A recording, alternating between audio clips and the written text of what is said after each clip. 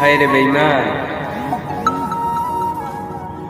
আমাকে ধোঁকা দিয়ে মনে করছিলে যে নিজেই জিতে যাবে, অথচ দেখো আমি জিতে গেলাম আর তুমি হেরে গেলে। কি দরকার ছিল একটা মানুষকে কষ্ট দিয়ে নিজেকে জিতানে? অবশেষে দেখো ভাগ্যের কি পরিহাস, তুমি নিজেই হেরে গেলে অথচ আমি জিতে গেলাম।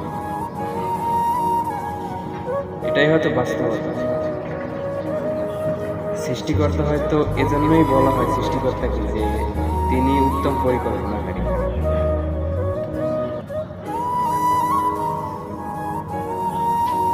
দেখো আজকে নিজেই বুঝতে পারছো নিজের ভুল, কিন্তু একটা জিনিস খেয়াল করে দেখো, ভুল